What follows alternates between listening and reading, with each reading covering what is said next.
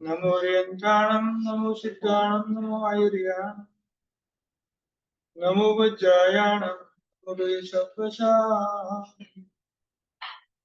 येषु पञ्जनमुक्कारो सर्वपापप्रणाशनो मङ्गलाणं च सभ्येषु परमं वै मङ्गलम् सर्वारिष्टप्रणाशाय सर्वभिष्टार्थदायिने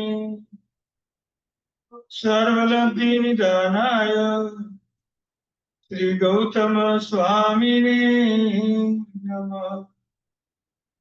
अंगूठे अमृत वसे लब्धि तना भंडार श्री गुरु गौतम समरे वांछित फलदाता। પુરીસણ કરવાની આરાધનાનો આજે ત્રીજો દિવસ પૂર્ણ થયો. પર્વના દિવસો હંમેશા સાંકડા હોય.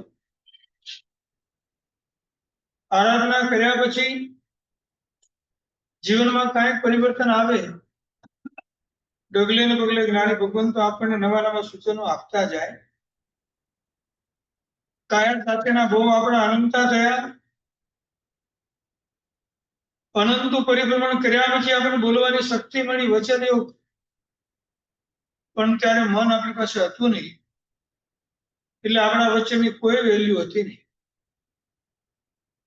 મહાન પુણ્યના ઉદય પછી આપણને મન મળ્યું.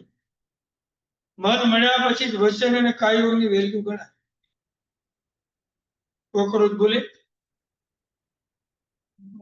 કોકરોચ બોલે કે ના બોલે? પછી મચ્છર બોલે? કયો છો આ ગણગણ કરે છે? બે ઇન્દ્રિયથી બધા જીવો બોલતા છે. ખાલી એક ઇન્દ્રિય જીવોને જ બોલવાની શક્તિ નથી. બે ઇન્દ્રિયથી બધા જીવોને વચન પણ મન નથી, એટલે એના વચનની કોઈ વેલ્યુ નથી. શરીર એટલું નાનું મળ્યું, બોલાયેલો શબ્દ પણ આપણને સંભળાતો નથી, અને કદાચ સંભળાય તો આપણને સમજાતો નથી. જ્ઞાની ભગવાન આપણને એમ કહે છે, જે વસ્તુ આપણને મળી છે એનો ઉપયોગ આપણને કરતા આવડવું જોઈએ. ચેતન તું 4 થી ચેતી જજે. 4 વસ્તુ આપણે એમને બતાવી, જેનાથી હંમેશા આપણે દૂર રહેવાનું છે, એનાથી પાછા ફરવાનું છે. પણ એની પહેલા એમ કીધું, કો અંધો કો કાર્યરત કો બધિરો વ શૃણોતિ ન. અંધ માણસ કોને કહેવાય? એમ જ્ઞાની ભગવાન તેમ કહે છે, જે કાર્યમાં અકાર્યમાં જે આસક્ત હોય એને અંધ કહેવાય. જે કાર્ય કરવા જેવું છે જ નહીં અને એવું કાર્ય સતત કર્યા જ કરે, અને જ્ઞાની ભગવાન અંધની ઉપમા. તમને આ ચક્ષુ મળ્યા છે તો તમારે જે કાર્ય કરવાનું છે જ માત્ર કરવાનું છે. અકાર્ય થઈ ગયા પછી તરત એની તમારે ક્ષમા માંગવાની હોય. બધિર કોને કહેવાય? કો બધિરો શ્રોણતિ નિર્વાતી. બધિર કોને કહેવાય?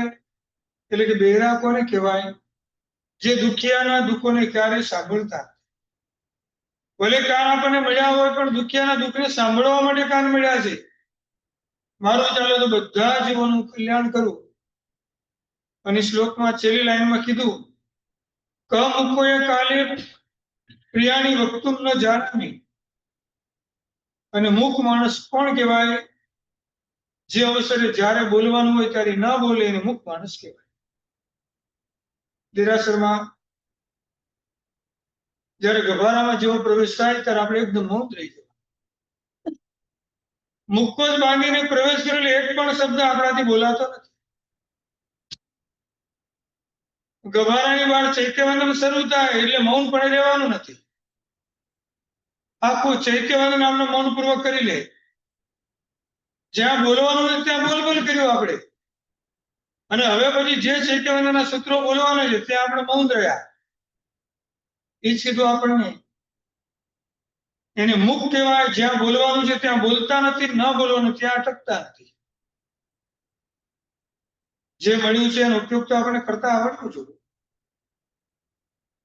સૂત્ર ભલે ગમે તે બોલે પ્રતિક્રમણની અંદર, પણ અમારામાં બધા સૂત્રનું સ્મરણ આપણને થવું જોઈએ, ત્યારે જ આપણું સાચું પ્રતિક્રમણ કહેવાય. પ્રતિક્રમણ શબ્દોનો મિનિંગ શું થાય? પાપથી પાછા ફરવું. સંસારમાં એટલા બધા આક્રમણો અત્યાર સુધીમાં આપણે કર્યા છે. એક ઇન્દ્રિય જીવો પર, બે ઇન્દ્રિય જીવો પર, ત્રિઇન્દ્રિય જીવો પર, ચૌઇન્દ્રિય જીવો પર, અસંગી પંચેન્દ્રિય જીવો પર, અને બાકી રહી ગયો તો પંચેન્દ્રિય જીવો પર પણ આક્રમણ કર્યા. કારણ માત્ર ને માત્ર શું હતું? પદાર્થ પરની આસક્તિ. એટલે આપણે એમ કહે છે, ચેતન તો 4 થી ચેતી જાય. એનું પહેલું સ્ટેપ સૌથી મહત્વનું, પદાર્થ પ્રત્યેની આપણી આસક્તિ. આત્મા ગમતો નથી, આત્માને મળેલું શરીર ગમે, આત્માએ પહેરેલા કપડા ગમે, આપણે આત્માએ વસાવેલું ઘર ગમે, આત્મા મૂકીને ગઈ બધા પૂતગલમાં આખો દિવસ આસક્ત રહેવાનું. અને પદાર્થમાં જેટલી આસક્તિ વધે એટલી બધા જીવો સાથે આપણે દુશ્મનાવટ વધે. આપણે કોઈ સાથે ક્રોધ, માન, માયા લોભના જે કસાયો થાય છે, એમાં સૌથી મહત્વનું કારણ પહેલા નંબરમાં પદાર્થ પરની આસક્તિ. આપણે વારંવાર કહીએ છીએ, 12 પ્રકારનો તપ છે, એમાં જે તપનું નામ જ નથી એવો તપ કયો છે? સૌથી મોટો આસક્તિનો ત્યાગ. એ સૌથી મોટું તપ છે. આજે જેને પહેલો ઉપવાસ, બીજો ઉપવાસ, ત્રીજો ઉપવાસ, કેટલી આસક્તિનો ત્યાગ કર્યો. બધા એકાસના કરીને ઉપવાસના તપસ્વી પીરસતા હોય, બુંદીનો લાડવો મોઢામાં નાખવાની ઈચ્છા પણ થતી નથી. તો આ કેવો ગુણ છે! પચકાણનો પ્રભાવ છે, પણ જેવી આરાધના પૂરી થઈ આપણાથી રહેવાતું. બેફામ પછી પદાર્થ ઉપર આપણે તૂટી પડવાનું. પદાર્થ પર જેટલી આસક્તિ વધે એટલી આપણી સમાધિ ક્યારેય પણ ટકતી નથી. સતત એનું ચિંતન આપણે ચાલ્યા જ કરે. ચક્રવર્તી મહારાજા દિગ્વિજય કરવા માટે નીકળે, ખાલી પોતાના આચાર પ્રમાણે પોતાનું નામ લખવાનું હોય, હું આ ચક્રવર્તી થયો છું, પણ નામ લખવા માટેની કોઈ જગ્યા નથી ત્યાં. શું કરવું પડે? એને આગળના ચક્રવર્તી નામને ભૂસવું પડે. મારું નામ લખીને મારે કામ શું છે? આપણે તો જ્યાં સુધી આપણું નામ ના બોલાય ત્યાં સુધી આપણે આનંદ નથી. મેં આટલા પૈસા આપી, તમે ઝડપથી બોલો, માઇકમાં બધાને જાહેર કરો. એક સંઘની અંદર બધાનું બહુમાન થઈ રહ્યું હતું. સંઘના ટેસ્ટમાં બધાનું બહુમાન આગળથી આવીને બધા કરતા હતા. એમાં એક બેનના પરિવારનું નામ બોલ્યા. પહેલી વાર, બીજી વાર, ત્રીજી વાર, ચોથી વાર, 5મી વાર, 6મી વાર, 7મી વાર, કોઈ આવવાથી આવે. 9મી વાર અને 10મી વાર જેવું નામ બોલ્યા એટલે બેન ફટ કરતા ઉભા થયા. ક્યાં બેઠા હતા? સૌથી આગળ. તે ઓલાએ પૂછ્યું, 10 વખત તમારું નામ બોલ્યું, તમને સંભળાયું નહીં? એ કેમ 2-4 વાર બોલે લોકોને ક્યાંથી સમજાય? તમે 10 વખત મારું નામ બોલો તો લોકોને ખબર પડે મેં લાભ લીધો છે. હા, કોને પૈસા નામમાં લઈ ગયા, નામ તેનો નાશ. 24 તીર્થધામ પરમાત્માનું નામ પણ 324 થી વધારે યાદ રહેતું નથી. ચક્રવર્તી મહારાજાને નામ ભૂસવાનો હોય, આંખમાંથી આંસુ આવે છે. મને કોઈ અધિકાર નથી નામ ભૂસવાનો, મારું કર્તવ્ય છે, એટલે જે આગળનું નામ છે એનું ભૂસું છું, મને ક્ષમા કરો. મને કોઈ આસક્તિ નથી નામ લખવાની, મારા આચાર પ્રમાણે મારું નામ લખવું પડે છે, અને માત્ર પોતાનું નામ લખે. હવે ડગલે ને પગલે ગુફામાંથી પસાર થવાનું છે બધાને જીતવા માટે. ગુફાના દ્વાર બંધ છે. મારે કોઈ વિજય મેળવીને કામ નથી, પણ મારો જન્મ એવા રાજા તરીકે થયો છે, મારે કર્તવ્યને પરિપૂર્ણ કરવું પડે. ભયંકર મોટા દરવાજાઓ વર્ષોથી બંધ છે. આ બાજુના લોકો સામે જઈ શકતા નથી, સામેના લોકો અહીં આવી શકતા નથી. જેવું ચક્રવર્તી મહારાજે હાથમાં રહેલું એક વસ્તુ છે, જેવું ટચ કર્યું આમ, અને આખા બારણા ખડખડાટ કરતા ખુલવાનું શરૂઆત થઈ. ગુફાની અંદર ભયંકર અંધારું છે, મારે બધાને લઈ જવાના છે અને લાવવાના છે. બધાની ચિંતા કરીને આગળ ચાલે. પરમાત્મા પછીના બીજા ક્રમે છે. પોતાનો કાંકીની રથના હાથમાં લે, હવે ગુફાના અંદરના પ્રવેશ દ્વારમાં સીધું આમ લાઈન કરે, એક યોજન સુધીનો પ્રકાશ થાય. એમ કરતા કરતા કરતા બધે આવો પ્રકાશ કરતા કરતા ગુફામાંથી બહાર નીકળે અને બધા લોકોને આવવા જવાની પ્રક્રિયા શરૂ થાય. પ્રકાશને જોઈને લોકો એટલા આશ્ચર્ય પામી જાય. આ બધું અત્યારે આપણે ત્યાં બતાવવા માટે લઈ જાય ને તો આપણે આસક્ત બની પાછા અહીંયા આવીએ. શું એવા પૂતગલો તો હજી આપણે જોયા જ નથી અને જોવાની જરૂર પણ નથી. પણ પૂતગલની આસક્તિ સૌથી વધારે પાપો આપણને પોતાને કરાવે. શાસ્ત્ર એમ કહે છે, જેટલા પદાર્થની નજીકમાં તમે જશો એટલા જ પ્રભુ તમારાથી દૂર જશે. આ સીધે સીધું ગણિત છે. પરમાત્માની નજીક જવું હોય અને પદાર્થોનો ત્યાગ કરવો જ પડે. દેરાસરમાં કઈ પૂજા એવી છે જે આપણે લેવા માટે જઈએ છીએ, બધું છોડવા માટે જઈએ. જળ પૂજામાં પાણી પરની આસક્તિ છોડવાની, ચંદન પૂજામાં શરીર ઉપરની આસક્તિ છોડવાની, પુષ્પ પૂજામાં ક્રોધ માયાલોભના કસાય પરની આસક્તિ છોડવાની, ધૂપ પૂજામાં મિથ્યાત્વના પરિણામની આસક્તિ છોડવાની, દીપક પૂજામાં તમારા તરફથી મને સમ્યક તો મળે એટલે પદાર્થો પરની આસક્તિ મારી ઓટોમેટિક ઓછી થાય. અક્ષત પૂજામાં વારંવાર જન્મ લેવાની આસક્તિને છોડવાની, નૈવેદ્ય પૂજામાં ખાવાની આસક્તિને છોડવાની, અને ફળ પૂજામાં બસ મોક્ષનું ફળ જોવે છે એટલે સંસાર ઉપરની આસક્તિ છોડવાની. 5 સ્ટેપમાં આવે નિર્વેદ અને સંવેગ, બે ઉલટા ચાલે છે. જેને સંસાર ઉપર રાગ હોય અને મોક્ષ ઉપર રાગ ક્યારે પણ આવે, અને જેને મોક્ષ ઉપર રાગ હોય અને સંસાર ઉપર રાગ ક્યારે પણ આવે. રહેવું પડે તો એવી રીતે રહે કે સંસારમાં રહેવા જવું નથી, મારે રહેવું પડે છે એટલે રહું. સમ્યકના 5 લક્ષણમાં ત્રીજા નંબરનું લક્ષણ છે નિર્વેદ અને સંવેગ. જયવીરા સૂત્રમાં ભગવાનની પાસે પહેલી ડિમાન્ડ કરી, કઈ કરી? જયવીરા સૂત્રમાં ભગવાનની પાસે 13 પ્રાર્થના કરીએ, એમાં સૌથી પહેલી પ્રાર્થના કઈ? શું કામ ઊંચા કરો દેરાસરમાં? આમ આપણે મહાવીર સ્વામીના અધિષ્ઠાયક પ્રસન્ન થાય પછી પૂછે, आपने ऐसा क्यों किया? आपने भगवान के पास क्या मांगा? तो आपने શું आंसर આપીએ? वो आप सूत्र में बोल जाता हूँ, आप समझ मेरा क्या क्या डिमांड है. પહેલી માંગણી છે ભવનો નિર્વેદ. ભવ નિર્વ્યો. આ ભવનો નિર્વેદ એટલે સંસારની પ્રવૃત્તિ પર મને કંટાળો આવે, સંસારમાં રાચી માચીને રહેવાની મને ઈચ્છા ન થાય. અને અહીંયાથી ઘરેથી જવાનું ગાડીમાં બેસીને શરૂ કર્યું અને અચાનક ટ્રાફિક આવ્યો, ક્ષમતા રે એને જ ભવનો નિર્વેદ કહેવાય. કેટલો ટ્રાફિક છે, આપણે ક્યારે પહોંચશું, શું કરશું? કરવાનું પાછું ઘરે જઈને કઈ છે જ નહીં, પણ જોઈને ચિંતા ઓટોમેટિક આમના. આટલા બધા જમવા બેસીને મારો નંબર ક્યારે લાગશે વિચારવાનું, આવું બધું છે આપણે ત્યારે. ચેતન ચારથી ચેતી જાય એમાં સૌથી પહેલું સ્ટેપ છે પદાર્થની આસક્તિનો ત્યાગ. એટલા બધા ખાવાના પદાર્થો મળે, મોબાઈલ લેપટોપ વગેરેમાં આસક્ત આપણે, ડનલોકની ગાડી અને ભૌતિક સુખના બધા સાધનોમાં આપણે આસક્ત, કપડા ગાડી બંગલો બધું આસક્તિના ભાવો ભયંકર ચાલે. મારું શરીર સારું રહેવું જોઈએ, મારો આત્મા ગમે તેમ રહે ચાલે. રંગ રોગાંચી આત્માના કરવાના હોય, શરીરના ન કરવાના હોય. કરીએ વિલેપણ જીનવર અંગે જન્મ સફળ ભવી જન્માની. ભગવાન તમને વિલેપન કરીને હું શું માંગુ છું આપની પાસે?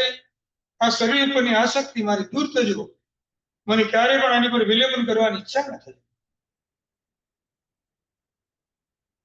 ખાલી દુઆ બોલી બોલીને ભગવાનને સંભળાવીને થકવી નથી નાખવાના. ભગવાનને પણ ભગવાનને કાંઈ તમારું નવું ચિંતન મારી પાસે લઈને આવો. પ્રેમ શ્રી સ્વરજી મહારાજા ગોચરીમાં મમરા આવ્યા, મમરા ખાતા ખાતા એવા ટેસ્ટી લાગ્યા, ત્યારથી ત્યાં જે વસ્તુ ટેસ્ટી લાગે આજીવન મમરાનો ત્યાગ. આપણને ટેસ્ટી લાગે ને ત્યાં સુધી જમવાનું આપણે ભાવે નહીં. પછી આ લાવજો, આ લાવજો, આ લાવજો. ચા આપ્યા પછી ચા થોડીક જ ઠંડી થઈ ગઈ, આમ તો ગરમ જ હોય નહીં, ફરીથી ગરમ કરી નાખો. અંદર ગયા પછી કોઈ વસ્તુ ગરમ રહેવાની નથી. એને ગરમ કરવા માટે કેવું કે અસંખ્ય જેવું બલિદાન આપવું પડશે. આમ નામ ગરમ થવાની નથી. અને ગરમ ચાવીને કરવાનું શું? આપણે ગરમ જ થવાનું છે બધાની ઉપર. ગરમ ચાવીને કરવાનું શું છે? આપણે બસ ગરમ જ થવાનું. શાંત થવાનું હોય તો હજી બરાબર છે, તો આપણે બધા ગરમ ચા આપે. મંગુ આચાર્ય ખાવાની આસક્તિના હિસાબે ખાડાના ગુંડ બન્યા, ગટરની અંદર ફેંકાઈ ગયા. આચાર્ય ભગવાન સાધ્વીજી ભગવાન કેવું સરસ મજાનું સાધ્વીજીનું જીવન જીવે છે. આચાર્ય ભગવાનને રાખવાની ઠવણી છે એવા સારા પદ્ધતિમાંથી બનાવવામાં આવેલી છે. હાથીના દાંતની બનાવેલી ઠવણી. જ્યારે પણ છેલ્લે પોતાનું જીવન આમ પસાર કરીને સાધ્વીજી ભગવાનના જીવનમાંથી ઠવણી જ્યારે જોવા મળે આસક્તિ થાય. આ ઠવણી બહુ ફાઇન, બહુ ફાઇન, બહુ ફાઇન. સાધ્વીજી ભગવાને પણ કર્મ છોડ્યા નથી. ઠવણી ઉપરની આસક્તિ મૃત્યુ પામીને એમને ગરોળેલી ચીપકલી તરીકે આત્માનો ભાવ ગયો. સાધ્વીજી ભગવાન શું બન્યા? ચીપકલી બન્યા. અને એ જ ઉપાસનામાં ચીપકલી બનીને આવ્યા. ઉપાસના ફરતા ઠવણીની બાજુમાં આવીને ચક્કર માર્યા એમના. પછી નાના સાધ્વી જેવા દૂર કરે એટલે પાછું ભાગીને પાછા નજીકમાં આવી જાય. જે પદાર્થની સામે આપણને જવાની આસક્તિ થાય સમજવાનું. કઈક પદાર્થની સાથેનો ઋણાનુબંધ અત્યારે પણ આપણો ચાલે. કોણિક અને ચેડા રાજાનું યુદ્ધ પદાર્થની આસક્તિ માટે થયું. એક રત્નના કંકણ માટે બંનેનું ભયંકર યુદ્ધ ચાલ્યું. 1,60,00,000 મનુષ્યનો વધ થયો. વિશ્વનું સૌથી મોટું યુદ્ધ કહેવાય. કંકણની એક જ આસક્તિ માટે કોણિક અને ચેડા રાજા ભયંકર યુદ્ધની સામે આવી ગયા. કોઈ જતું કરવા તૈયાર નથી. બલિદાન નાના માણસોએ આપવું પડ્યું. પોતાના શરીરના બધા અંગો પાંગ બધું વધારે આરાધના પદાર્થની આસક્તિમાંથી બહાર આવવા માટે છે. ભલે બેસવું કરી એમાં 3 ટાઈમ જમવાનો ત્યાગ છે, 2 વાર જમવાનું. આઈમીલમાં નિવીનો ત્યાગ છે, એકાસનમાં 2 ટાઈમ જમવાનો ત્યાગ છે. ઉપવાસમાં 3 ટાઈમ પાણી સિવાય બધો ત્યાગ છે. જો આપણામાં આટલી શક્તિ આવી જતી હોય તો પદાર્થ આપણે કરી શું શકે? માસક સામાન્ય કે 180 પદ ગમે એટલું આપણે કરીએ, પણ જ્યાં સુધી પદાર્થ પરની આસક્તિ આપણી ઓછી ન થાય ત્યાં સુધી આરાધના આપણને ફળીભૂત બની એમ ક્યારે પણ આપણાથી મનાતું નથી. ગુણસ્થાનક વાઇઝ આપણે જવાનું હોય, આપણી કક્ષા પ્રમાણે આપણે ધર્મ કરવાનો હોય. 14 ગુણસ્થાનકમાંથી કયા ગુણસ્થાનક અત્યારે આપણે છીએ? હા, છે કોઈ ઠેકાણું? પ્રયાસ કરે છે આપણા ગુણસ્થાનક. ચડ ઉતર કરી થાકી ગયા ગુણસ્થાનકને પણ આપણે વધીને 7 જ ગુણસ્થાનક સુધી અત્યારે જવાય. પણ ગુણસ્થાનકમાં જ્યારે આવે ત્યારે વિચારવાનું, 1 થી 3 ગુણસ્થાનક, દરેક ગુણસ્થાનક ધર્મ બદલાય. 1 થી 3 ગુણસ્થાનક અહિંસા પરમો ધર્મ. 1 થી 3 ગુણસ્થાનક રહેલા આત્મા પણ વિચારે અહિંસાનું પાલન જે થાય એ જ મારો પરમ ધર્મ છે. મારે પદાર્થની આસક્તિ માટે કોઈ પણ જેવી હિંસા મારા દ્વારા થવી જોઈએ નહીં. 4થું અને 5મું ગુણસ્થાનક. 4થું અવિરતિ સમ્યક દ્રષ્ટિ અને 5મું દેશ વૃત્તિ સમ્યક દ્રષ્ટિ ગુણસ્થાનક શરૂ થયું. હવે શું આવે? જૈનાય ધમ્મો. હવે મારે આજ્ઞા અહિંસા પરમો ધર્મમાંથી આગળ વધે. આપણે ડગલે ને પગલે મારે જૈનાનું પાલન કરવું. હવે મારા માટે જૈનાય ધર્મ છે. ચરોડોને જયારે ખમાસમાં આપવાનું ત્યારે આપણે 17 સંન્યાસા કરવાના કીધા. જીનાલીમાં 3 ઘમાસણા આપવાનો એટલે કેસથી પ્રમાણના કરવાનું કીધું. ભગવાને પ્રદક્ષિણા આપવાની તો દ્રષ્ટિથી જોઈ અને જોઈને ચાલવાનું આપણને કીધું. ઈરિયા સમિતિ તે અણ જોડે ભીડ્યા, હમણાં જ બોલ્યા. ગમે તેમ ચાલ્યા. ભાષા સમિતિ સાવધ્ય વચન બોલ્યા. એસણા સમિતિએ તૃણ ડગન અન્ન પાણી અશુદ્ધ લીધું. 5 સમિતિ 3 ગુપ્તી. કોની માતા છે? કોની માતા? અષ્ટપ્રધાન માતા કોની કહેવાય? દીક્ષાથી જેવી દીક્ષા લે, એક માતાનો ત્યાગ કરીને 7 માતાને સામે મળે. સાધુ સાધી ઉપબંધની અષ્ટપ્રવચન માતા છે. માતાનું લાલન પાલન કરે અને આખું એનું જીવન ચાલે. આમે આપણી માતાની તો આપણી માસી તો કહેવાય. આમે દીકરાઓને મમ્મી કરતા માસી વધારે ગમે. જોજો, મમ્મીનું કામ ઓછું કરશે, મામીનું કામ માસીનું કામ દોડીને કરશે. ભલે એમની મમ્મી હોય તો આપણી માસી છે, આપણે પણ પાલન કરવાનું. પંચ સમિયોથી ગુતો એ ગુરુ ભગવાનના ગુણ છે એવું નથી સમજવાનું. એ ગુણનું પાલન મારે પણ કરવાનું. પણ સમિતિ અને ગુપ્તિનું પાલન ન થાય ત્યારે સમજવાનું કે પદાર્થ પણ આસક્તિ આપણી વધવામાં છે. સમિતિનો મિનિંગ શું થાય? સમ્યક પ્રકારે પ્રવૃત્તિ કરીને સમિતિ કહેવાય. બસ શોર્ટમાં સમ્યક પ્રકારે પ્રવૃત્તિ કરે એને સમિતિ કહેવાય. તમારી મહિલા મંડળની પણ સમિતિ હશે, પણ એ સમિતિના હેડ જો ભગવાનની આજ્ઞા મુજબ ન ચાલ્યા એટલે અસમિતિ.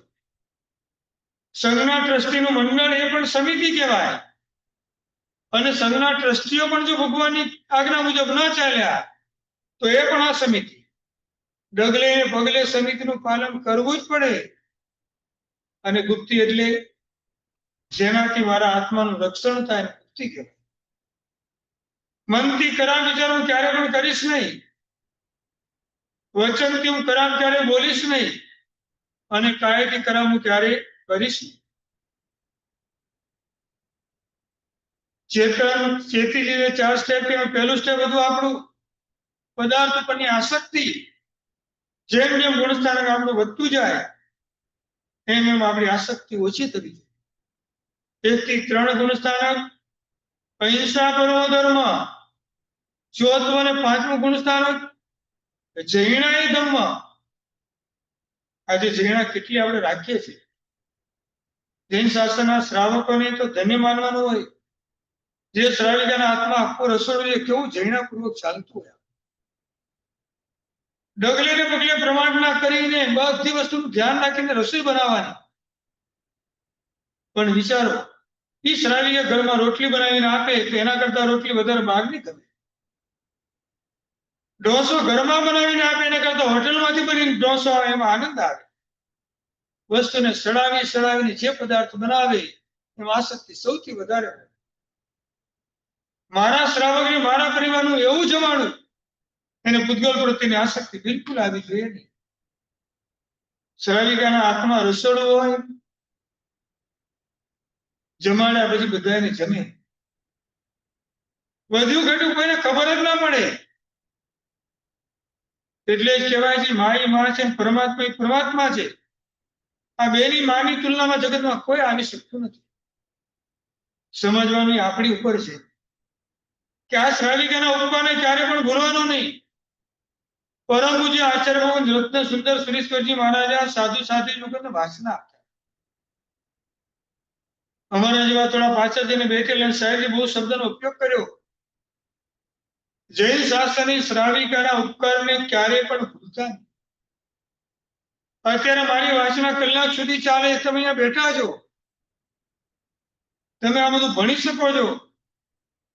એની પાછળનું કારણ છે તમને મળતી ગોચરી છે. આ જૈન શાસ્ત્રની શ્રાવિકા જો તમારા માટે આવી શુદ્ધ ગોચરી પરિવારમાં બનાવી જ ન હોત તો તમારું શરીર કેવી રીતે ચાલે? વળી શ્રાવિકાને આપણે દ્રવ્યથી નમસ્કાર નથી કરી શકતા, પણ ભાવથી એક પણ દિવસ એનો નમસ્કાર કર્યા વગરનો જીવો જોઈએ નહીં. કેટલા ઉત્તમ પદને આપણે પામ્યા છીએ એનો આપણે પોતાને ખ્યાલ આવવો જોઈએ. પેલા 3 ગુણસ્થાનકમાંથી ચોથા ને 5મા ગયા પછી લક્ષ્ય આપણું એક જ હોય. 6ઠું અને 7મું ગુણસ્થાનક મને ક્યારે મળે? 6ઠ્ઠા અને 7મા ગુણસ્થાનક આજ્ઞા એ ધમ્મો. બસ પરમાત્માની આજ્ઞા જ મારો ધર્મ છે. પેલા 3 ગુણસ્થાનકમાં અહિંસા કરવો ધર્મ. ચોથા અને 5મા ગુણસ્થાનકે જૈના એ ધર્મ. 6ઠ્ઠા અને 7મા ગુણસ્થાન આણા એ ધમ્મો. પરમાત્માની આજ્ઞા સિવાય મારે કાંઈ જ કરવાનું નથી. પરમાત્માની આજ્ઞા છે, ગુરુની આજ્ઞા છે. ગુરુ કે ગોચરી જવાનું તો જવાનું, ગુરુ કે ગોચરી નહીં જવાનું તો નહીં જવાનું. ગુરુ ભગવાન આજે આંબીલ કરવાની ઈચ્છા છે, નહીં તમારે વ્યાસનું કરવાનું તો હકથી. ગુરુ ભગવાન આજે એકાશમું કરવાની ઈચ્છા છે, નહીં આજે તમારે ઉપવાસ કરવાનો તો હકથી. મારા પરમાત્માની આજ્ઞાથી મારા ગુરુ લઈને આવ્યા છે. મારે એને સ્વીકારવાની અને એ જ પ્રમાણે મારે કાર્ય કરવાનું. અત્યારે આપણે 7 ગુણસ્થાનકની લિમિટ છે, વધારેમાં વધારે. તેનાથી વધારે આપણે ભરત અને ઈરાવતી ક્ષેત્રમાં ગુણસ્થાનકથી આગળ વધી શકતા નથી. પણ જેને આ ગુણસ્થાનક મળ્યું છે, 8, 9, 10, 11 ને 12 ગુણસ્થાનક આવ્યું. હવે ત્યાં ઉપયોગ એ થતું. 8, 9, 10, 11 અને 12મું ગુણસ્થાનક જેવું આવ્યું એટલે સીધો આત્માનો ઉપયોગ શરૂ થઈ ગયો. હવે ઉપસમ શ્રેણી, શપથ શ્રેણીની શરૂઆત થઈ. હવે સંસારના કોઈ વિચારો ક્યાંય આવતા નથી. માત્ર આત્માના ઉપયોગ સિવાય કોઈ વસ્તુ નહીં જાય. શરીર મારા આત્માની સાથે છે કે નહીં એવું એમને ખ્યાલ જ ના આવે ટાઈમે. અને અપૂર્વ ગુણસ્થાનકથી એમના શ્રેણીની શરૂઆત થાય. 5 કે 10 જ મિનિટની અંદર 4 ઘાતી કરવાનો ક્ષય કરીને સીધા 13મા ગુણસ્થાનકની જીવા પ્રાપ્ત કરે. એટલે શું કહેવાય? હવે મોહક્ષય ધમ્મ. હવે મોહનીય કર્મ ટોટલી નાશ પામ્યું. જ્ઞાનાવરણીય, દર્શનાવરણીય અને અંતરાય કર્મ જેવું ગયું એટલે મને કેવળ જ્ઞાનની પ્રાપ્તિ થઈ. હવે મોહનીય કર્મ પર વિજય મેળવી લીધો. એને લગભગ આ જગતમાં હવે કાંઈ જીતવાનું બાકી રહેતું. જ્યારે કેવળ જ્ઞાની પરમાત્માનો 13મા ગુણસ્થાનકે આયુષ્ય કર્મ પૂરું થાય અને જેવા 14મા ગુણસ્થાનકનો સ્પર્શ કરે એટલે 3 યોગમાંથી નીકળવાની પ્રવૃત્તિ એમની શરૂ થાય. કાય યોગને અટકાવે, વચન યોગને અટકાવે અને મન યોગને અટકાવે. હવે આત્માનો સ્વભાવ વસ્તુ સ્વભાવે ધમ્મો. બસ બીજું કોઈ પણ નહીં. હવે કેવળ જ્ઞાની ધમ્મો કે મોક્ષ એ પણ ધમ્મો નહીં. હવે મારે માત્ર ને માત્ર મારા આત્માની અંદર રહેવાનું. સીધા ભગવાનના બધા ભેગા મળીને શું કરતા હશે અત્યારે? આપણે એવો વિચાર આવે કાંઈ કરવાનું કાંઈ નહીં, કેમ ટાઈમ પાસ થાય? એકબીજાને બોલાવે નહીં. શું આમ સિમંદર સ્વામી પછી આમ ગૌતમ સ્વામી મોક્ષમાં ગયા ને, ગૌતમ સ્વામી કહેતા હશે ને મારા સિમંદર સ્વામી શું મહાવીર સ્વામી ક્યાં બેઠા છે, લાવો મને જરા મળી આવું. આપણે તો અહીંયા આવીને દેરાસરમાં આવીને પેલા મળી લઈએ, પછી ભગવાનને મળી. શું એટલે ઉભા આવું છે દર્શન કરીને પાછા મળીને પાછા દેરાસર મળી લઈએ. ભગવાનની સામે વાર્તાલાપ કરે તો ભગવાને પણ થોડું સારું લાગે. શું જેના લેવા જેવો પ્રવેશ કર્યો સંસારી બધા જ કામો ત્યાં. ધર્મ સંબંધી વાતો કરવો તો જેના લેવા ઉભા રહેવાનું જ આપણે.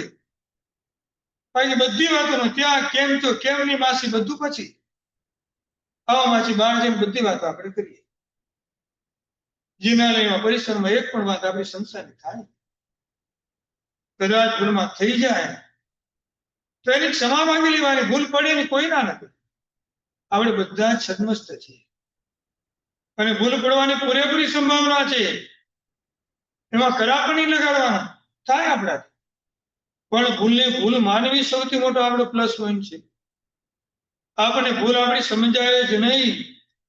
સમજવાનું આપણું કર્મ હેવી છે. આ પ્રમાણે આગળ વધતા વધતા બીજા નંબરનું આવે. પહેલા નંબરનું સ્ટેપ શું હતું? પદાર્થ પ્રત્યેની આસક્તિ. બીજા નંબરમાં આવે વ્યક્તિ ક્ષેત્રની આસક્તિ. એમ એટલે શું કહેવાય? એ ક્ષેત્રની આસક્તિ. આપણે આમ ઇન્ડિયામાંથી અમેરિકામાં આવ્યા, ક્ષેત્રની આસક્તિ એટલી બધી પાવરફુલ થઈ ગઈ.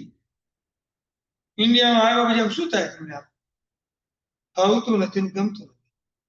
કેટલી ગરમી, ઓહો, કેટલી જીવાત કરે, મને તો અહીંયા ફાવે જ નહીં બિલકુલ એમ. ઋષિભાઈ મુંબઈમાં આવીને દીક્ષા લીધી સાપુર તીર્થમાં. જો આ ક્ષેત્ર પ્રત્યેની આસક્તિ એમની આમના ઉભેલી હોય તો દીક્ષાને ગ્રહણ જ ન કરી શકે. બધાની વચ્ચે આજ્ઞા માંગી, મમ મુંડાવે, મમ પવાવે, મમ વેસમ સમપ્ય. ખબર છે હમણાં દિવસો ભયંકર ઉપસર્ગ અને પરીક્ષાના સહન થવાના નથી, મારા દિવસ શરૂ થવાના. ગુરુ ભગવાન મને ચારિત્ર આપો. ચારિત્રને ગ્રહણ કર્યા પછી જે આની પેલા ખાટલેથી પાટલે રહ્યા, પાટલેથી ખાટલે રહ્યા હોય, શરીરની બધી જ અનુકૂળતામાં પોતાનું આખું જીવન વ્યતીત થયું હોય, અને જ્યારે ચારિત્રનું મારે ગ્રહણ કરવાનું આવે, પાડવું કઈ સહેલું. પણ કારણ શું હતું? આ ક્ષેત્ર પ્રત્યેની આસક્તિ એમની હતી ને. ખાલી આ ક્ષેત્રની આસક્તિમાં આપણી વાત નથી. કર્મ સત્તા આપણને બધું સમજાવે છે. દરેક ક્ષેત્રની અંદર કોઈને કોઈ પૂતગલો આપણે મૂકીને આવ્યા છીએ, અને એવી ક્ષેત્ર સંબંધી આસક્તિ આપણી થાય એટલે તરત આપણે ત્યાં જવાની ઈચ્છા થાય, અને આસક્તિ ત્યાં ઉત્પત્તિ. જ્યાં આપણી આસક્તિ જે ક્ષેત્રની અંદર આયુષ્યનું બંધ પડેલું, ત્યાં જ આપણું ઉત્પન્ન થવાનું આવે. આપણે આગળ પણ લીધેલું. દેવ શર્માની પ્રતિબોધ પ્રમાણે ગુરુ ગૌતમ સ્વામી ગયા, અને ઈ જે દેવ શર્મા જે પોતાની પત્નીની ઉપર એવો આસક્ત બની ગયો, આ શરીર સંબંધી ક્ષેત્રમાં એવો આસક્ત બન્યો, એ વ્યક્તિનું ક્ષેત્ર, વ્યક્તિનું શરીર મને બહુ ગમી ગયું. હવે મને અહીંયા જેવા જેવું લાગતું નથી. હજી આવા વિચારો બરાબર માઇન્ડમાં ચાલી રહ્યા છે. એ વખતે બરાબર ઉપર દરવાજાની વચ્ચે ઉભેલો છે, અને ઉપરથી જે આખી શિકાઈની ઉપર પડે છે, ત્યાં ત્યાં મૃત્યુ થાય છે, આયુષ્યનો બંધ પડે છે. આસક્તિ ત્યાં ઉત્પત્તિ. પોતાની પત્નીના શરીર પર આવેલી ક્ષેત્રની આસક્તિના હિસાબે માતામાં જૂથ રહી ગયું. ધર્મ મળ્યા પછી જીવનમાં પરિવર્તન આપણે આવી રીતે લાવવા. અધ્યાત્મ જગતમાં જે વસ્તુ આપણને ગમે બધી 100% આપણને. અધ્યાત્મ જગતની વાત કરીએ છીએ. અધ્યાત્મ એટલે આપણા આત્માની જગતની અંદર, આત્માની અંદર ખોવાઈ જવાનું. જે માગીએ આપણને 100% મળે, પણ બાહ્ય જગતમાં જે આપણે માગીએ આપણને ક્યારે પણ મળતું નથી. ઉલટાનું ત્યાં ઉત્પન્ન થયા પછી આપણા ભોગને આપણે ગુમાવી દઈએ. શુભમ ચક્રવર્તી 6 કણને જીત્યા પછી એને એમ થયું અત્યાર સુધીમાં કોઈ ચક્રવર્તીએ કર્યું નથી, એવું કરીને બધાને બતાવો. કારણ શું હતું? ક્ષેત્રની આસક્તિ અને પૂજ્યલની આસક્તિ. દરેક ચક્રવર્તી 6 કણને જીતે, મારે તો આગળના કણને પણ જીતીને બતાવવું છે. તમે તમારી મર્યાદામાંથી ગયા એટલે કર્મ સત્તા તમને પણ છૂટતી. જે શ્રેષ્ઠ ચક્રવર્તી મહારાજનો આખો પરિવાર એમને સમજાવે છે, આવું કોઈ કર્યું નથી ને કોઈ કરવાનું પણ નથી, તમને આવી ચાણક શું સૂઝી છે? આસક્તિ હોય આપણે કોઈનું સાંભળતા નથી ક્યારેય. તરત જ પૂજાના બધા સેવકોને આજ્ઞા કરી મારા માટે પાલખી બનાવો એમ. કોઈ એમની સાથે આવવા તૈયાર નથી.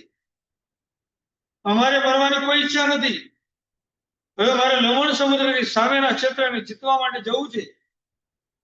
કાંઈ વાંધો નહીં, તમે નહીં આવો તો મારી પાસે દેવો તો છે જ. દેવોને આજ્ઞા કરી અને દેવોએ સૌથી મોટી પાલખી બનાવી.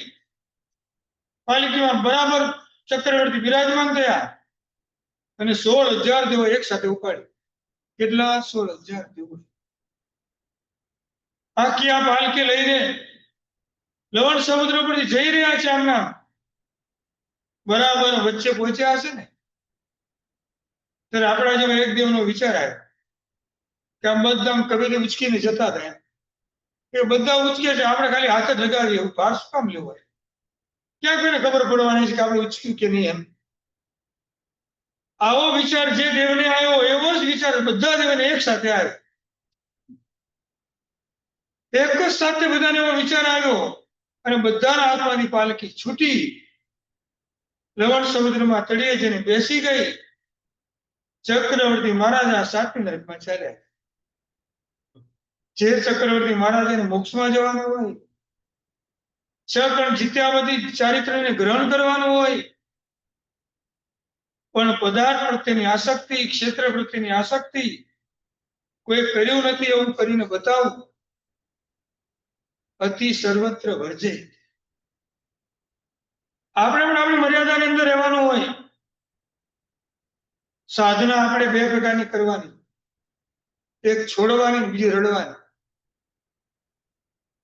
જેટલા બને એટલા પદાર્થને છોડવાના અને જે પદાર્થ છૂટે નહીં એની પાછળ રડવાનું. મારાથી છૂટતું કેમ નથી? કર્મ છતાં મારી પાસે છોડાવશે ત્યારે મારે છોડવાનું. લાવ હું એને પહેલા ને છોડી દઉં. કા પદાર્થને છોડવાના અને ન છૂટે તો એની પાછળ રડવાનું. ભગવાનની બાજુમાં જઈને ભગવાનને કહેવાનું. સુરતનું ગામ છે, ચંદ્રશેખર વિજયજી મહારાજા ત્યાં ચાતુર્માસ છે. 25 વર્ષની યુવતી એમને વંદન કરવા માટે ગઈ અને વંદન કરાવી. સાહેબજીને પૂછ્યું, સાહેબજી મારે 2 મિનિટ આપની સાથે વાત કરવી છે. બોલ બેટા, શું કામ છે? સાહેબજી મારા 6 મહિના પહેલા લગ્ન થયા, 3 મહિનાથી હું ઘરે પાછી આવી ગઈ. સંસારમાં એટલો બધો માઇન્ડમાં ઉત્પાદ ચાલે છે, મારે શું કરવું? આપની પાસે સલાહ લેવા માટે આવી. બેટા એવું શું થયું તારા સંસારમાં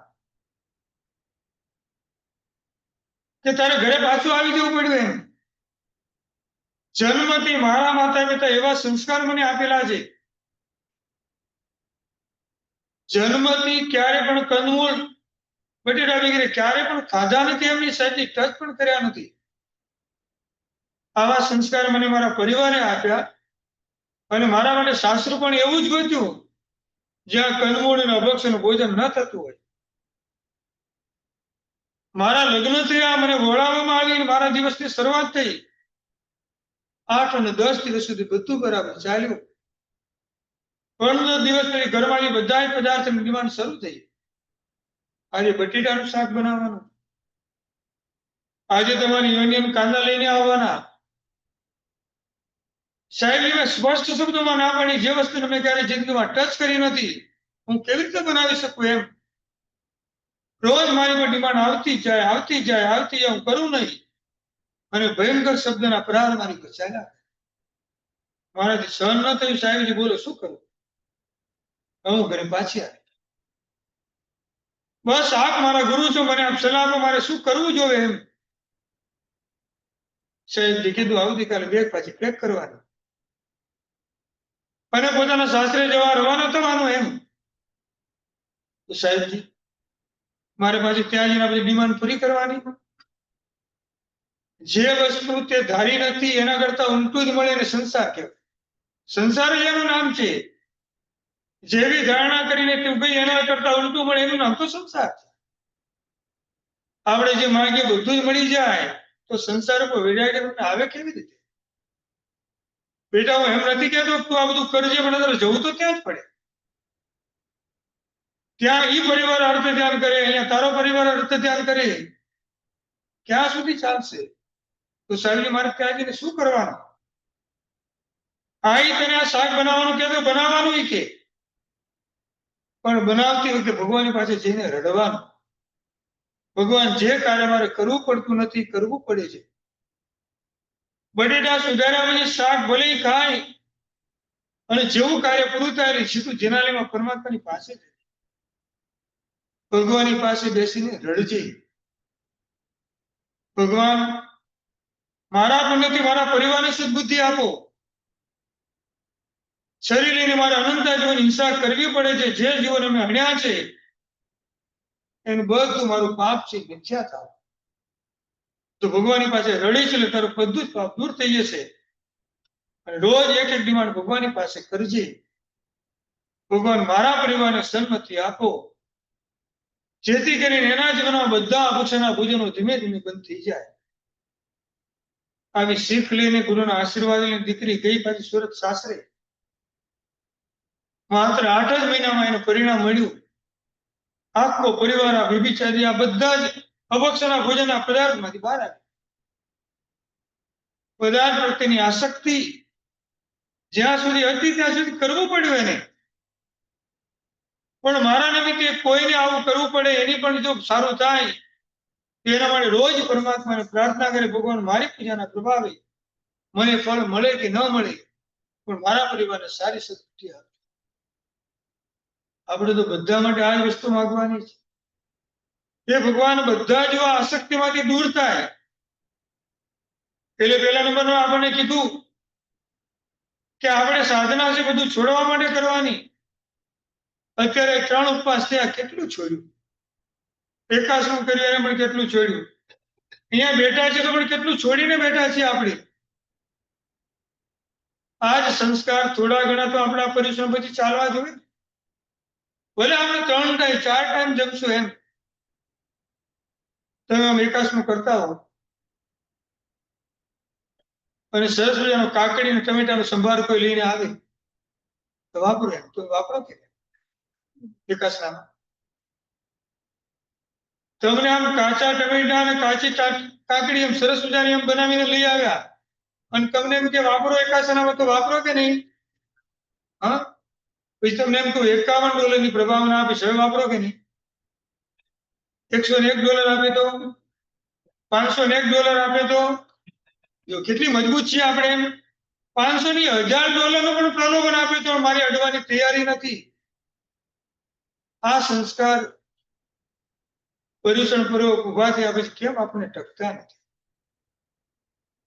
આટલા દિવસ સુધી આપણે ઉકાળેલું પાણી પીધું, કોઈ કાચું પાણી આપે તો પણ આપણે ના પાડી દઈએ.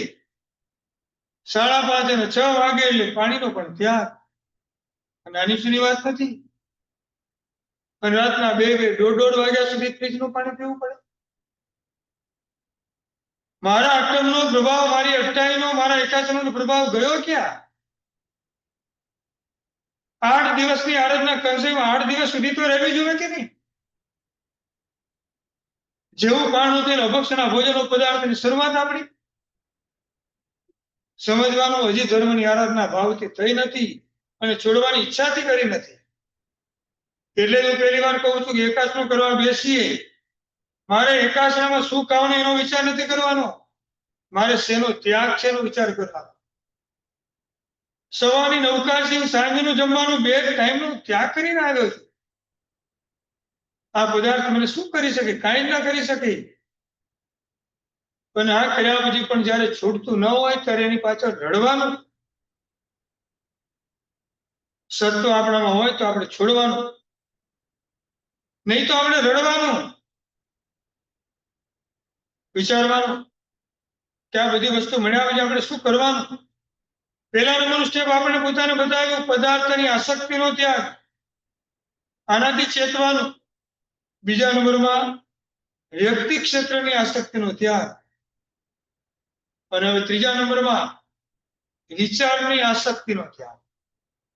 આપણા વિચાર એ જ મારો આચાર છે એવું આપણે સમજીએ. વિચારવાનું.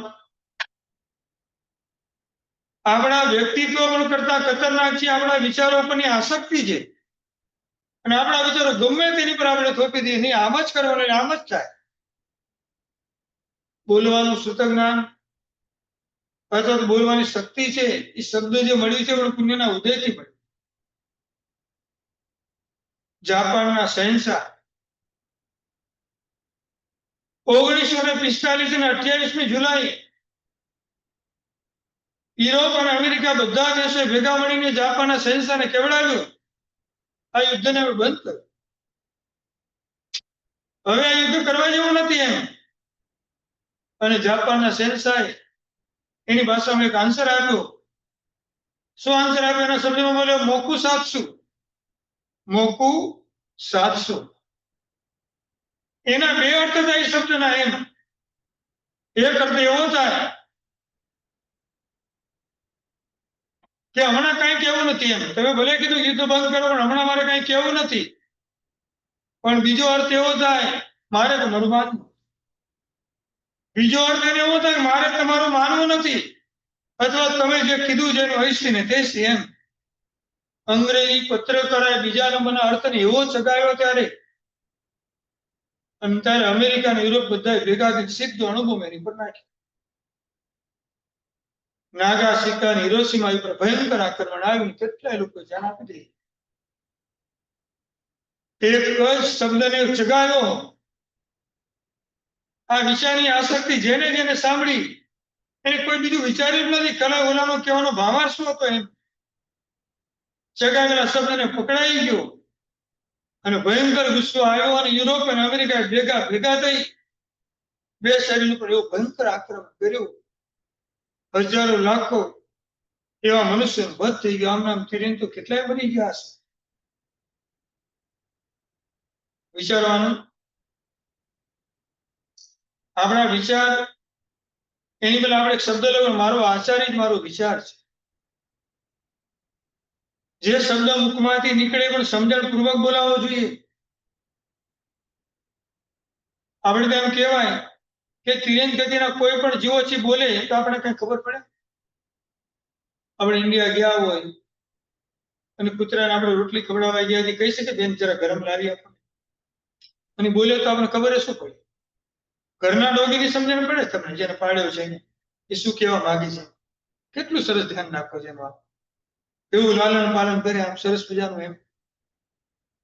એની સામે એના શબ્દની મેચ થવું પડે એમ. તિરંજ ગતિના બધા જીવો બોલે પણ એનું બોલેલું કોઈ સમજી જ ના શકે. એક કીડી આમથી આવે ને એક કીડી આમથી આવે, બની ઘણી વાર ભેગી થઈ જાય. એને ખબર હતી સામે કીડી આવી, કારણ કીડીને ચક્ષુ જ નથી. પછી એક કીડી બીજી કીડીને કહેતી હશે સાકર આગળ વચ્ચે તું લઈને આવ, હું લઈને આવી છે એવું કેમ? હા, એને કાંઈ ખબર નથી મને કોણ મળ્યું એમ. દોડાદોડી માત્ર ને માત્ર આવનામ જ કરવાની. કીડી પણ બોલે, મકોડો પણ બોલે, મચ્છર પણ બોલે, અસંગની પંચીને સુધીના બધા જીવો બોલે, પણ એનું બોલેલું કોઈ સમજી શકતા નથી. એનું કારણ સૌથી મોટું આ, તમે તમારા વિચારો પરની આસક્તિ લઈને ચાલ્યા. કર્મ આપણે એવો ફાઈન આવે, તિરંજ ગતિમાં સીધા આપણે મૂકી દે. ગમે એટલું બોલ બોલ કરશો તમારું કોઈ સાંભળવા તૈયાર નહીં થાય. બીજાને કબૂતર દેરાસરમાં આવે, પૂર્વના કોઈ સંસ્કાર હશે એટલે બધાને પરમાત્માની પૂજા કરતા જોયા.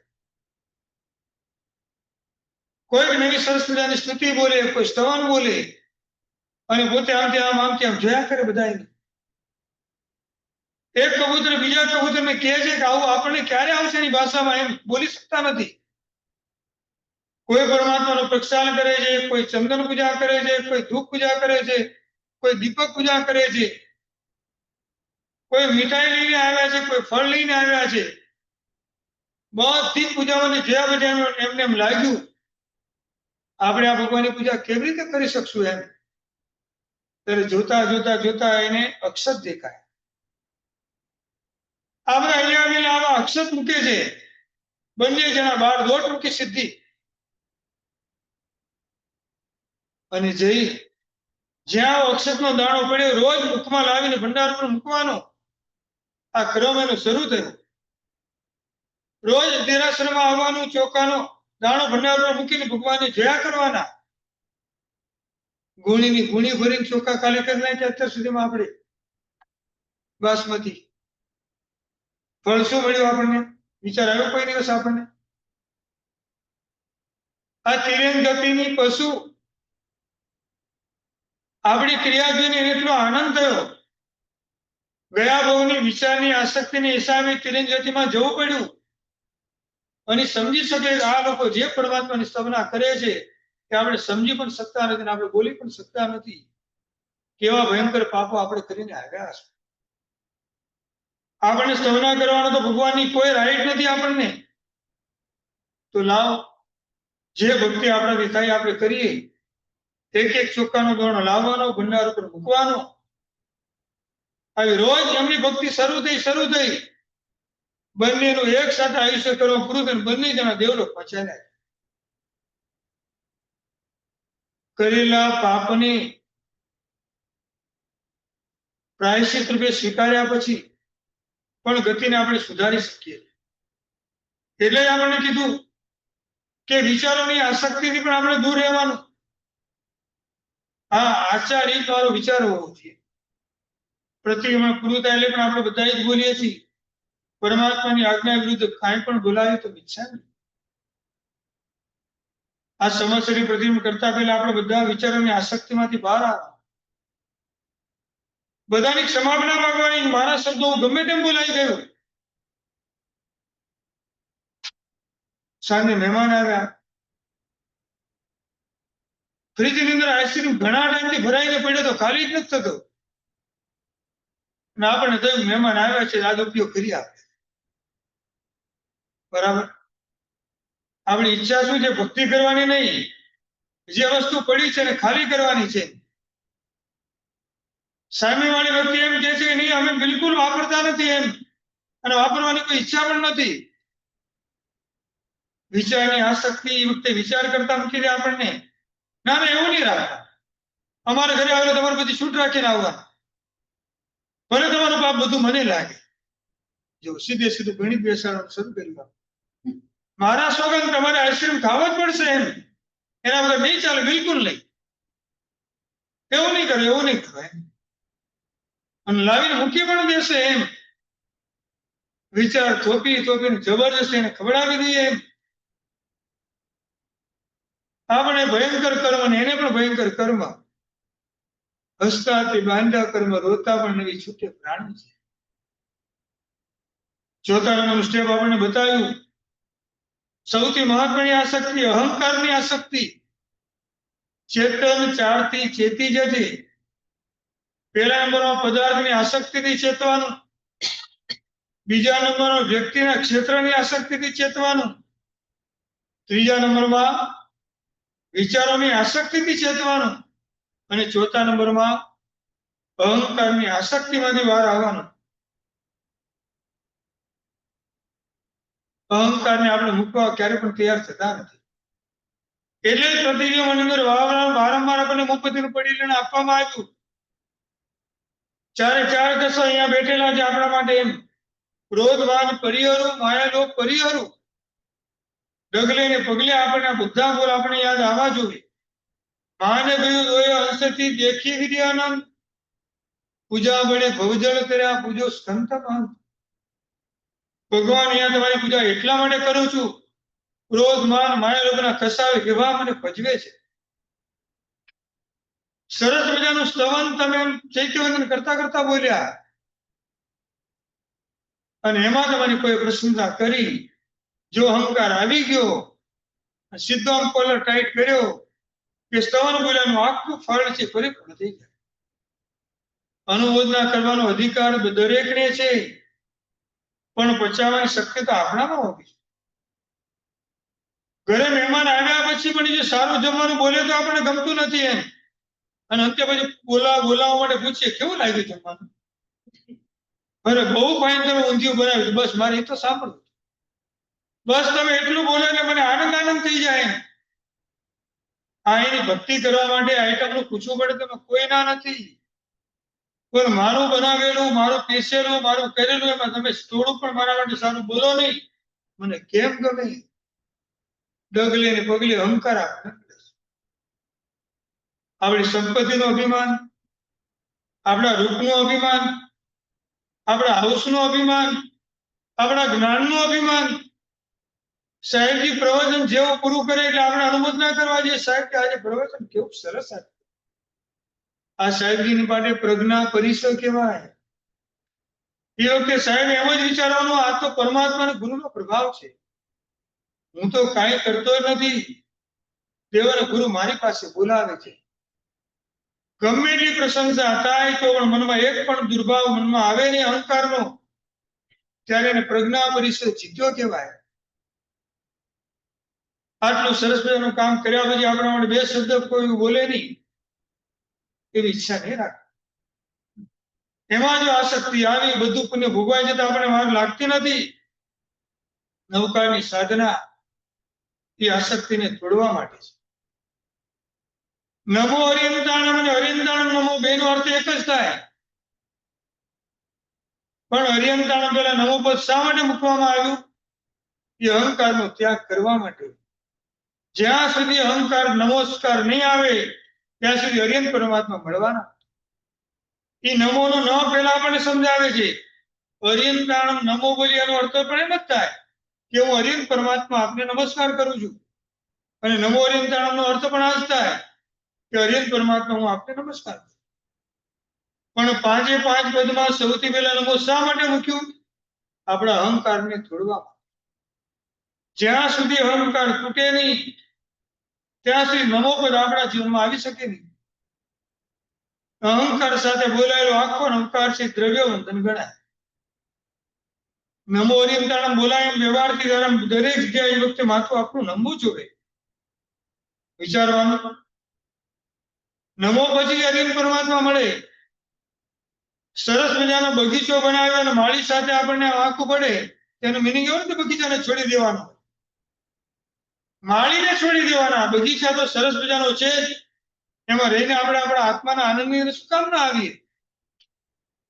જોયેલું કોઈની સાથે આંખું પડ્યું એટલે બધું ચૂંટણી હવે ત્યાં જવું જ નહીં, સંગમાં જ ન જવું. મને તો ઓલાબેને એવું કીધું બીજી વાર મને સંગમાં જવાની ઈચ્છા જ નથી. સંગ એ બગીચો કહેવાય. એમાં એકાદ વ્યક્તિ આજે કદાચ ભૂલ કરી લે એટલે આખા બગીચાને આપણે છોડાય નહીં. મારો દરેક બગીચાના સંગ શાવક અને શ્રાવિકાની સુવાસ લેવા જવાનું, એના ગુણો લેવા માટે જવાનું. આપણે એકબીજા જયારે મળીએ ત્યારે આપણે એકબીજાને શું આપવાનું છે? આપણે આપણા ગુણોની સુવાસ આપવાની. આડી અવળી વાતો આપણે નથી કરવાની. પર્યુષણ પૂરા થાય એટલે ક્યાં ફરવા જવું છે? આપણે પર્યુષણ પૂરા થાય કયો આપણો કાર્યક્રમ છે? બધા રિસોર્ટમાં જવાનો, ફરવા જવાનો. પર્યુષણમાં જેમ ફરવા ના જવાય એમ પર્યુષણમાં ફરવા જવાના વિચારો પણ ન કરાય. આપણે પર્યુષણની આરાધનાની મોટી આશા જ ના. એ વાતો હમણાં પણ નહીં. પર્યુષણની જેવી આરાધના પૂરી થશે પછી જે કરવું આપણે કરશું. અત્યારે કોઈ વાત આપણે અહીંયા કરવી નથી. વિચારવાનું કે આવું શાસન પરમાત્માનું મળ્યા પછી આપણા આત્માના ગુણો છે એને પ્રગટ કરવા હશે તો આપણે અભિમાનને સાઈડમાં મૂકવું પડશે.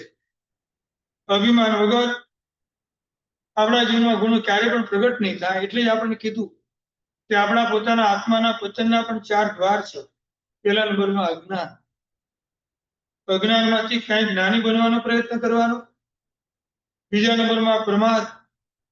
એવા પ્રમાદની જેમ પશુની જેમ પડ્યા જ રહીએ. એક સમસ્યાની પ્રતિબંધ કરી લાખતો આગે જગ જીતી ગયા એમ. બીજા કોઈ પ્રતિબંધ કરવાની જરૂર નથી. એક સમસ્યા કરો એટલે આખું કામ આપણું સહજ થઈ ગયા.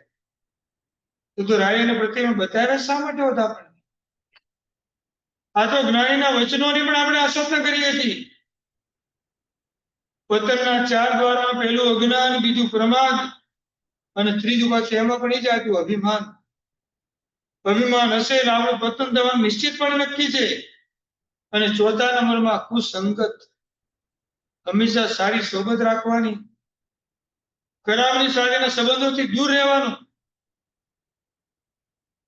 રત્નસુંદર મહાસમનું વાક્ય એટલે યાદ આવે કે ધર્મના સ્થાનમાં ગમે એટલા ખરાબ વિચાર આવે તો પણ ધર્મનું સ્થાન ક્યારે છોડવાનું. પણ અધર્મના સ્થાનમાં ગમે એટલા સારા વિચારો આવે તો લાંબો ટાઈમ ટકવાનું.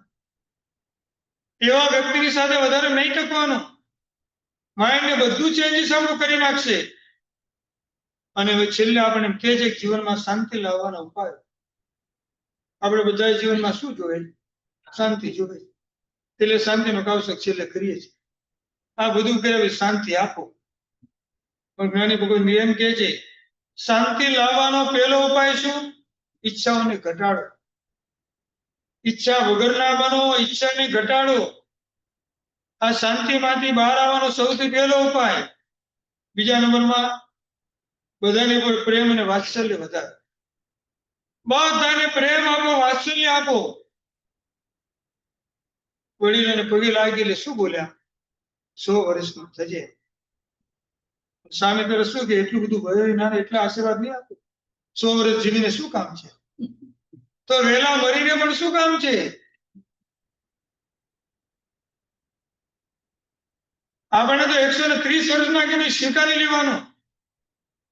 પછી આ અવસ્થામાં આપણને કોઈક મળતા નવકાર સંભળાવશે, ભલે ગમે એટલી માંદગીનો બિચારો હશે, ચિંતા નહીં કરવાની, આપણું પુણ્ય છે.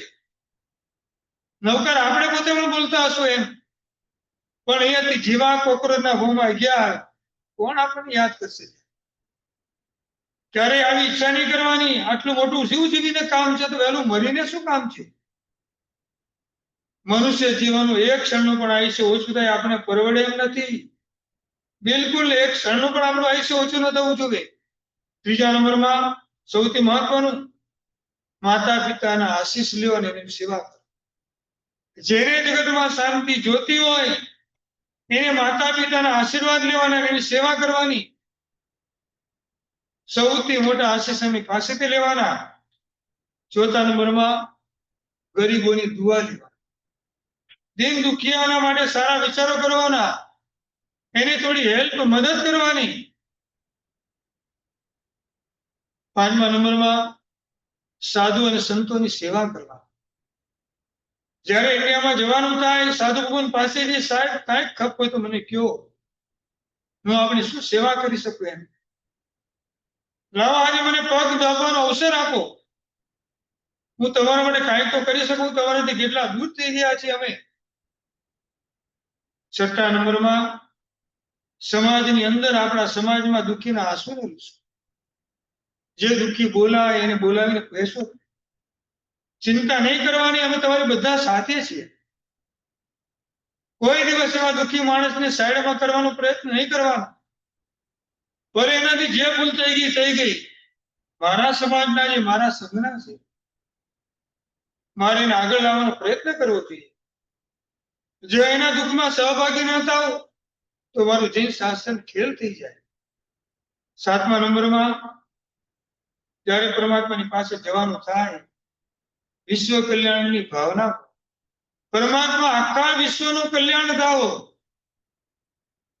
મારી પૂજાના પ્રભાવે, મારી ભક્તિના પ્રભાવે ભગવાન બધા જીવોને આપ કલ્યાણ કરજો.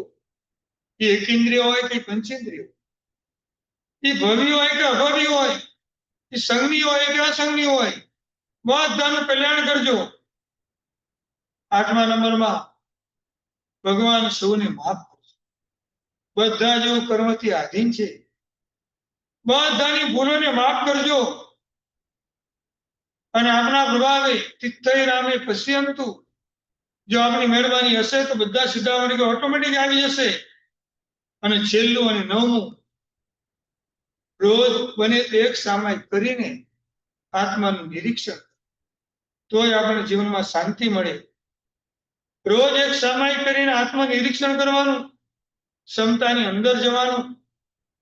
ચેતન ચારથી ચેતી જજે. આવા 4 સ્ટેપને સમજીને જેટલું બને એટલું એમાંથી બહાર આવવાનો પ્રયત્ન કરીએ. આપણી આરાધના બાકીના દિવસોની આના કરતા પણ વધારે વિશુદ્ધ થાય. આપણું એમ નહીં, આપણા સંઘનું, આપણા પરિવારનું, સમાજનું, બધાનું કલ્યાણ થાય. એવી ભાવના સાથે બાકીના બધા દિવસોની અંદર સરસ મજાની આરાધના કરીએ. એવા હૃદયના ભાવ સાથે પરમાત્માની આજ્ઞા વિરુદ્ધ બોલાવ્યો હોય કાંઈ પણ વિચાર વિકળમ, સર્વમંગલ માંગલ્યમ સર્વ કલ્યાણ કારણમ, પ્રધાનમ સર્વ ધર્માણામ જૈનમ જયતિ શાસનમ. બોલ શ્રી મહાવીર સ્વામી ભગવાન કી જય.